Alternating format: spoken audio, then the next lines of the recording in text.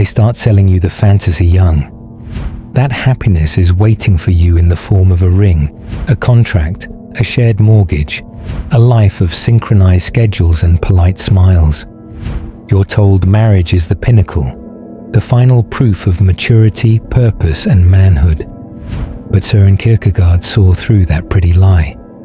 He saw a cage lined with velvet, a contract that trades your spirit for comfort, your truth for a performance you must sustain for life.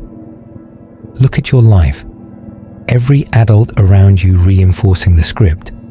Marry a good woman, build a home, keep the peace, play your part. You play along, not because you're convinced, but because the alternative, a solitary, uncertain path, is painted as failure. You accept the narrative that marriage will cure your loneliness, stabilize your chaos, give your life meaning. But the truth gnaws at you, silent and shameful. You know it's not real. Kierkegaard called marriage the most dangerous of all adventures, not because of its trials, but because of the self-deception it demands. You must believe you found your soulmate, your completion, your destiny. You must lie to yourself with enough conviction that you drown out the doubt, the longing, the existential ache that says, there must be more. You tell yourself compromise is growth, that boredom is maturity, that routine is peace. But deep down, you're suffocating. Every anniversary is another year marking the death of possibility, the slow burial of your untamed self beneath a mountain of polite half-truths and quiet resentments. You can't admit it, not out loud. To do so would brand you as selfish, immature, even broken. So you watch yourself disappear piece by piece, your edge blunted by understanding, your passion numbed by comfort, your ambition traded for shared calendars and silent agreements not to disturb the fragile peace. Kierkegaard saw the cost. He saw the way marriage demands a performance, not of love, but of stability. You become an actor in a play you never wrote. The script is safe, predictable, deadly. You stand at the altar and promise not just fidelity, but amnesia, to forget your wildness, your hunger, your potential for chaos, to become less so the union can seem like more. This isn't cynicism, it's clarity. Marriage, for most men, is a trap with gold-plated bars. It seduces you with the illusion of meaning, then punishes you for wanting more than it can offer. You don't lose your freedom overnight. You lose it by inches, smile by smile, compromise by compromise.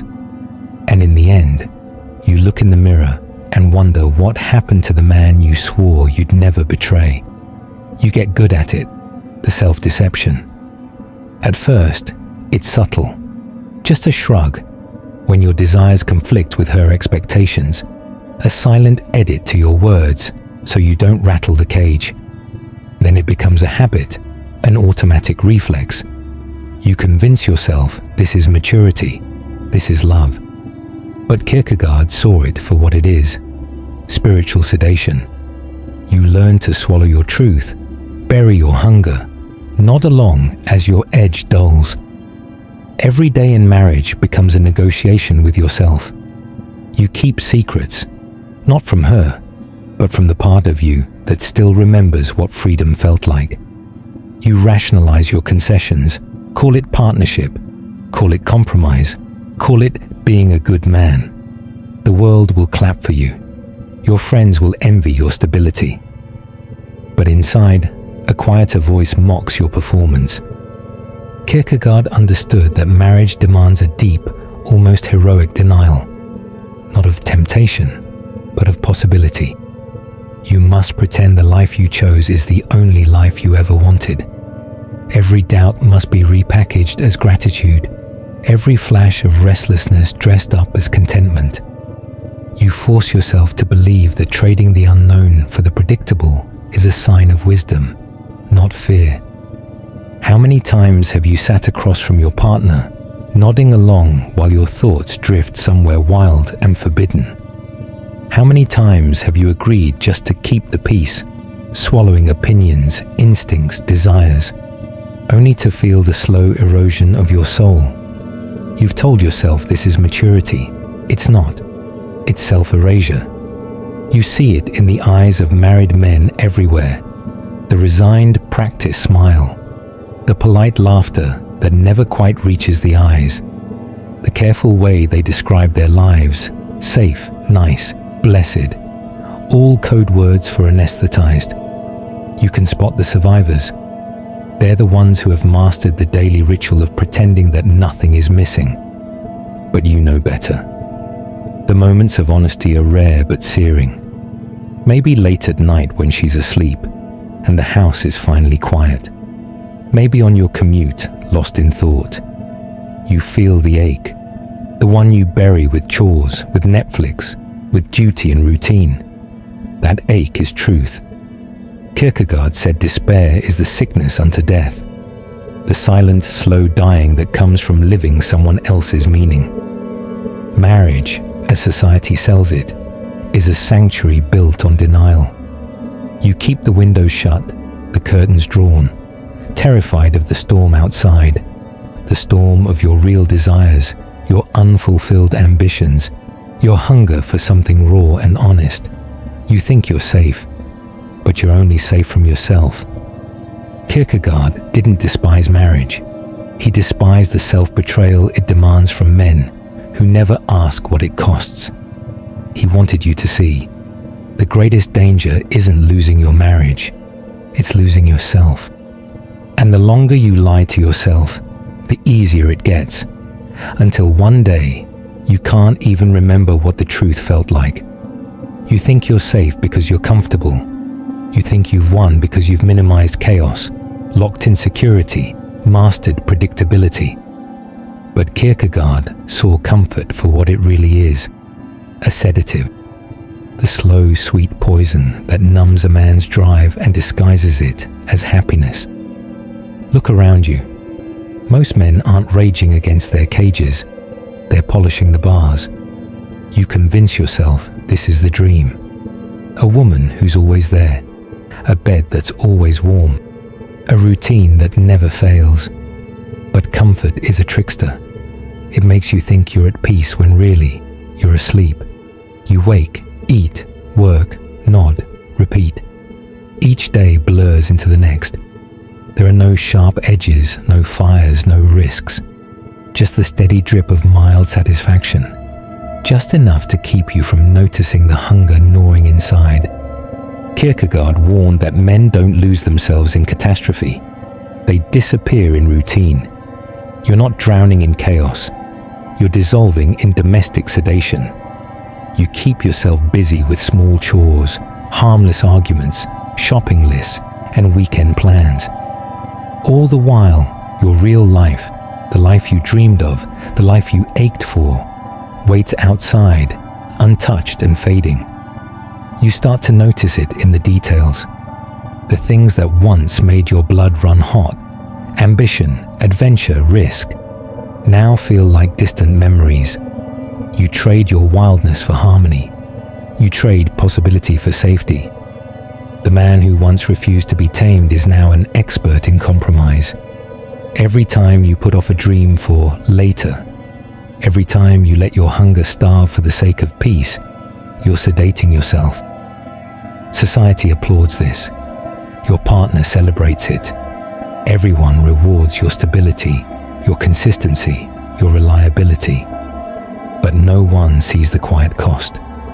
The days you stare at the wall, the nights you stare at the ceiling, the way your laughter grows softer year after year. You learn to accept less, to desire less, to shrink inside your own skin. Kierkegaard called this despair, not the wild anguish of the lost, but the dull ache of the domesticated. He knew comfort kills slowly, with a smile. It never demands a dramatic surrender, just endless small ones. So you surrender in pieces. You trade your edge for calm, your desire for routine, yourself for a role you never wanted. You convince yourself this is adulthood. You call it settling down. But settling is just another word for quitting. And the cost is invisible until you wake up one morning and realize you don't recognize the man in the mirror. Marriage didn't ruin you. Comfort did. The illusion of security did. The lie that happiness means never being hungry, never being wild, never being on fire. Kierkegaard saw it clearly. You cannot be both comfortable and fully alive. Eventually, you must choose. You weren't born to fold into domestic life and disappear. But that's what happens to most men. Not because marriage is evil, but because you let the routine become your cage, your comfort become your coffin, your vows become your excuse for never becoming more. Kierkegaard watched men do it in his own age. Trade risk for routine, conviction for convenience, growth for comfort. He called it cowardice, masquerading as responsibility. You started with dreams. Maybe you wanted to create, to conquer, to explore. You wanted something more than a steady paycheck and a house with a fence. But the moment you stepped into marriage, the world congratulated you for finally settling down, for giving up the wild chase, for finding your place. Suddenly, all the ambitions that once drove you felt childish, irresponsible, even threatening to the life you've built. So you start making excuses. You say you can't pursue that calling because your family needs you. You say your wildest goals can wait until the kids are older, the mortgage is paid off, or life settles down. You tell yourself real men sacrifice their dreams for stability. But Kierkegaard saw through that self-serving lie. He knew you weren't sacrificing your dreams for anyone but yourself. You're avoiding the pain, the pressure, the terror of living on the edge of your potential. You're hiding inside the safety of routine and blaming marriage for your own retreat. Your wife didn't make you small. You did. She might welcome your comfort, your predictability, your harmlessness, but only because you offered it up day by day as a substitute for real purpose. You wanted her approval more than your own respect. You started trading the man you could be for the security of being liked, accepted, and not left alone. The house becomes your excuse, the kids your shield, the routine your alibi. You let your wildness rot. The books you wanted to write go unwritten. The risks you wanted to take go unexplored. The voice that once roared inside you is now a whisper you barely hear. You say you're doing it for them, but the truth is more brutal. You're doing it because you're afraid to fail, afraid to be uncomfortable, afraid to admit you've betrayed yourself for safety. Kierkegaard said, "To dare is to lose one's footing momentarily. Not to dare is to lose oneself." Marriage, as you live it, has become your reason not to dare. And every day you avoid the call to something greater, you shrink. You call it love, but it's fear. You call it maturity, but it's resignation. The world is full of married men who use family as an excuse for smallness. But Kierkegaard would tell you, the trap isn't the institution. It's your own willingness to trade your edge for the illusion of peace. If you want to live, you have to stop using marriage as an excuse for staying dead. You don't notice it at first. The quiet edits, the withheld opinions, the harmless lies you tell to keep the peace. But slowly, marriage turns you into your own censor. A man who tiptoes around the truth, not just with his partner, but with himself. Kierkegaard saw the horror of this. A life where the price of comfort is self-betrayal, where the reward for harmony is a lifetime of silent discontent. It's not that you intend to become dishonest. You just learn, over time, that honesty is dangerous. You see what happens when you voice your real opinions, your deepest doubts, your lingering hungers. The mood shifts, the tension rises, and the relationship that's supposed to be your refuge becomes a minefield. You adapt. You make your words soft, agreeable, safe. You hide your real feelings in sarcasm, jokes, or silence. And it doesn't stop at home. The longer you suppress the truth in marriage, the more it becomes a reflex everywhere else. You stop being honest with your friends, your children, even your own reflection. You convince yourself that it's better this way, that a white lie is mercy, that unspoken tension is a sign of maturity, that what she doesn't know won't hurt her. But every act of self-censorship costs you a piece of yourself. Each time you choose peace over honesty, you reinforce the illusion that this is as good as life gets. Kierkegaard warned, the most common form of despair is not being who you are. And that's exactly what the marriage illusion breeds. A man who can no longer afford to be himself. You become the expert in telling people what they want to hear. You become a master of the polite half-truth, the strategic omission, the careful apology. But in the quiet moments, you know what's really happening. You've turned from a lion into a house cat, domesticated and docile, incapable of roaring even if you wanted to. You fear that honesty will ruin everything, but the greater tragedy is what happens if you never risk it, because you can't build love on unspoken truth. You can't build respect on carefully edited honesty. The peace you keep is only surface deep. Beneath it, resentment festers, longing multiplies, and the real connection you crave becomes impossible. This is the trap Kierkegaard exposed. Marriage as a stage where both partners are actors, reciting lines they no longer believe, afraid to break character for fear of shattering the illusion. And so, you police yourself, thinking it's the cost of stability, when in truth, it's the death of your spirit. If you want something real, you'll have to risk everything the illusion protects. You'll have to break your silence, confront your own denial, and reclaim the courage to speak and live the truth, no matter the price. It comes down to this. You can keep playing the role, smiling on cue, padding your days with small comforts and smaller truths. You can keep telling yourself that this is all life is. Routine, mild satisfaction, carefully managed risk. Or you can stop. You can shatter the illusion. You can become something most men never dare to be. A man who refuses to betray himself for comfort. Kierkegaard wasn't preaching nihilism or cynicism.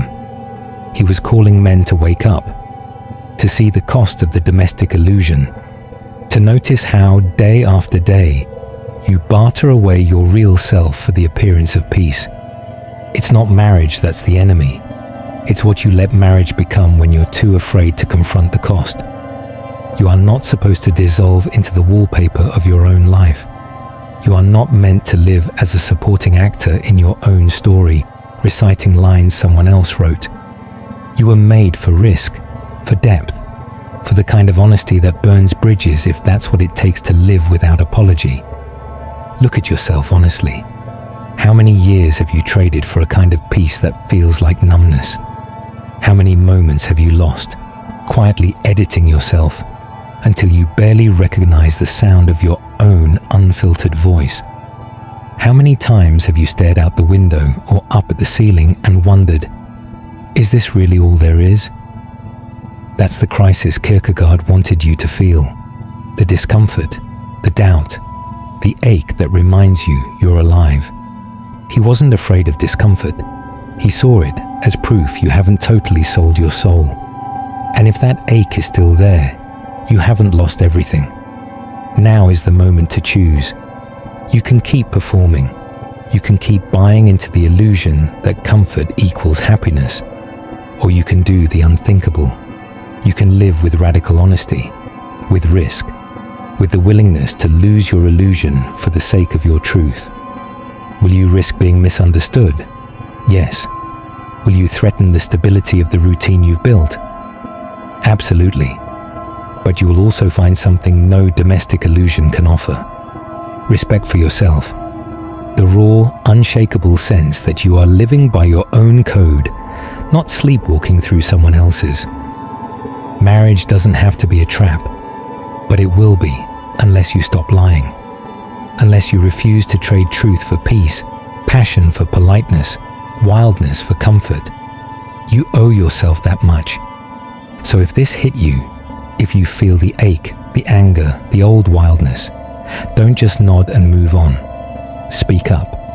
Drop your truth in the comments. Share this with a brother who's sleepwalking through his own life. Subscribe so you don't drift back into numbness. Let's build something better. A life, a brotherhood, a movement, where men refuse to play small, refuse to lie, refuse to shrink. Because the world has enough actors. It's time for men who are willing to burn down the illusion and live wide awake.